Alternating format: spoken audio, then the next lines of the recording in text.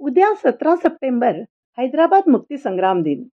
अर्थात आपल्याकडे मराठवाडा मुक्ती संग्राम दिन म्हणून साजरा होतो. यावर्षी एक अनोखा योग येत आहे. लोह पुरुष सरदार वल्लभभाई पटेल यांनी 13 सप्टेंबर 1948 पासून हैदराबाद संस्थानात पोलीस ऍक्शन करून 17 सप्टेंबर 1948 रोजी हैदराबाद निजामाच्या जुलमी राजवटीतून मुक्त केला. त्या दिवशी अनंत चतुर्दशी होती.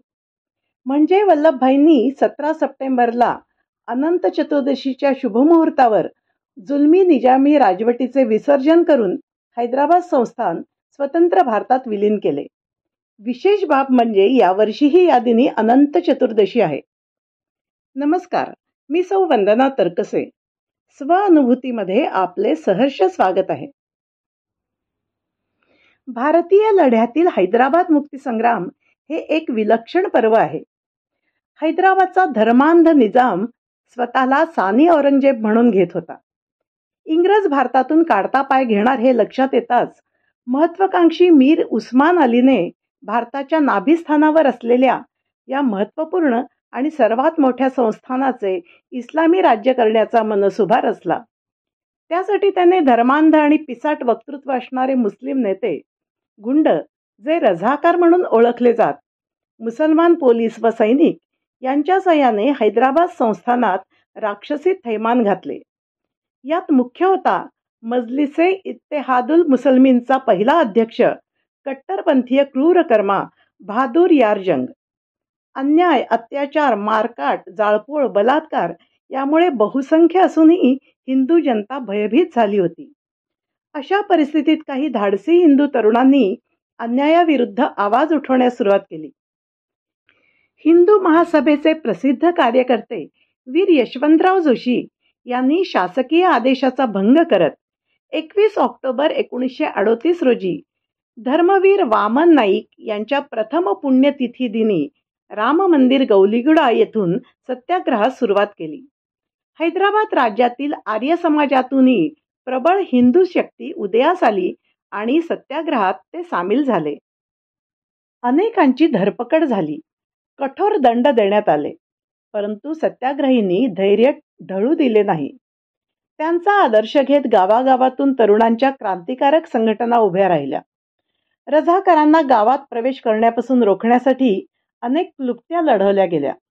घरांच्या गच्चीमध्ये संरक्षणार्थ दगडधोंडे, शस्त्र जमा करण्यात येऊ लागले. या सर्व कार्यात महिलांनीही अजोड कामगिरी बजावली.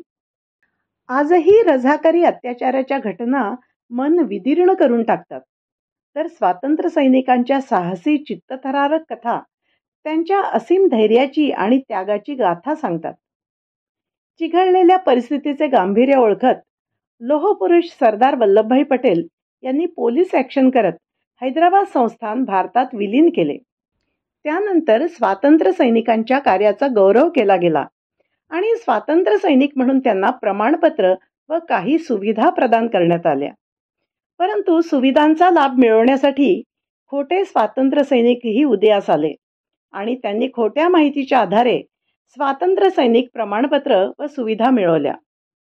हे लक्षात येताच माझे वडील, सुप्रसिद्ध लेखक, कवी, दिग्दर्शक, नट, इतिहासकार कैलासवासी अशोक मुकुंदराव परळीकर यांनी या लढ्यावर संशोधन सुरू केलं. अनेकांच्या गाठीभेटी घेत, मुलाखती घेत, त्यातील सत्यता विविध मार्गाने पडताळून पाहत खरा इतिहास, खऱ्या घटना उजेडात आणण्याचे कार्य त्यांनी सुरू केले. अगदी शेवटच्या श्वासापर्यंत केले.